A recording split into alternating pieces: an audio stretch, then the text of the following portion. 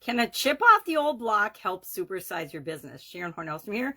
These are some little chips of petrified wood off a big piece of petrified wood I happen to have out in the garden that is too big to carry in and show. So I just grabbed, there were a couple little chips off the block, which totally represents this idiom, this expression today. A chip off the block, of course, is an idiom and an expression that dates back to 270 BC with Theocritus's idols or something. But the idea of it's been around for centuries, kind of like yesterday's idiom. And it, of course, means that the pieces of something resemble the whole that it came from. So a sculpture or a piece of wood or a boat or something made out of a tree or something that is chiseled out like a sculpture would represent the piece of stone that it came from, just like this piece of petrified wood represents the old giant piece of petrified wood, the tree that it originally came from. It's actually really beautiful. I'd like to shellac it or somehow preserve it, but it's fun to have it be in the garden and just watch how nature interacts with it and how it changes and looks. So this also applies to people, right?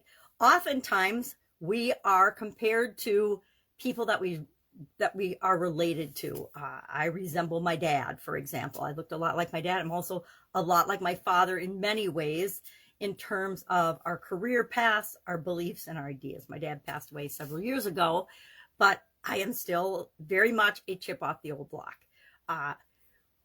This means that we might resemble people in appearance, in behavior, in our look, in our interests, in our mannerisms. If you were to meet all of my sisters and I and my mom in one room and at a gathering, you would definitely notice a family resemblance between all of us. Our mannerisms, our behavior, the way we talk, the way we move our hands. We are all talker with our hands, things like that. We have common traits that have been passed down either by genetics and heredity or by exposure in our environment, right?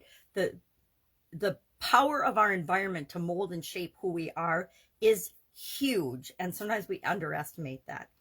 The biggest thing with this whole topic of being a chip off the old block, and I talked about this during the pandemic, I think it was September of 2020, I talked about this idiom as well, and I talked about on a more personal level how it impacts our business. But the thoughts that came to mind today as we're talking about this idiom and how does it relate to building and growing and supersize our business, our environment, the people around us have a huge impact on the results we get, the way we think, our behaviors, our opinions, our thoughts and feelings about things, including ourselves. There's this whole imposter syndrome thing that I never realized till I came online, but I guess there's this whole imposter syndrome thing. I think it was called competition when I was in the offline world, and we were always competing against each other, especially in corporate America, to climb the corporate ladder. So we were competing against each other, but we never felt like we weren't qualified or that we were imposters. When you go online, there's this whole thing about ramping up, comparing yourself to others on steroids because everything is so visible and so immediate and so superficial and artificial in many instances that we sometimes fall into the trap of comparing ourselves to others much more than we would offline. I have a bunch of stories about that and about myself and other people comparing ourselves to the online presence or branding or personal branding or persona that people portray online. And it's really just marketing, just like a reality television show. It's scripted. I know I keep blowing people's minds when I say, oh yeah, reality TV, the news is scripted. It's all scripted, but people don't necessarily believe or know that. They get all wrapped up in the story and the tales that are being told and the way they're being marketed on television, and they forget that it's all for entertainment purposes, even though some of it ends up being molding and manipulating and becomes part of people's environments. But the biggest thing to remember with respect to this and how we can use it to build and grow our business is as we get older, we understand more and more this to be true. We get to choose what aspects of our environment, what aspects of the people that we have characteristics in common with, or beliefs or thoughts or feelings in common with. We get to choose and decide what is for us and moving our business in the direction we want it to go, and what doesn't serve us anymore. A lot of us grow up with conflicting beliefs.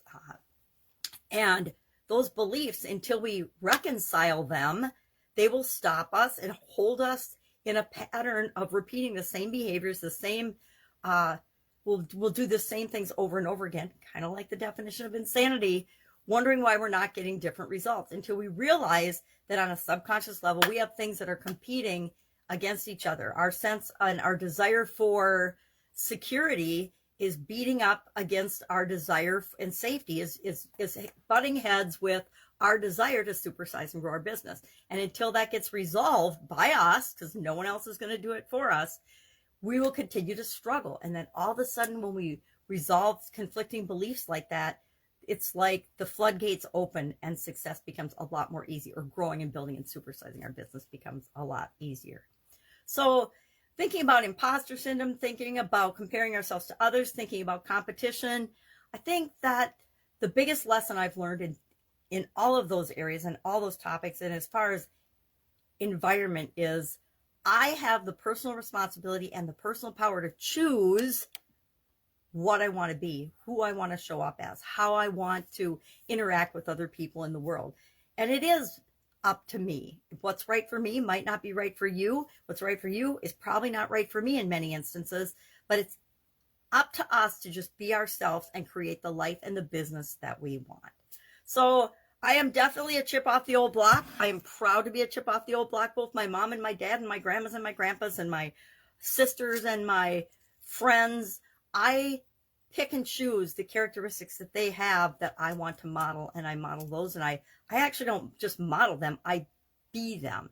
And by just being myself, I create the world and the life and the businesses that I want to see in the world. And you can do the same thing too. I love this idiom. I'd be really curious to hear your thoughts and experience with this idiom. Share in the comments below. Otherwise, I will be with you tomorrow with another relationship-related idiom for the month of June. Have an awesome day.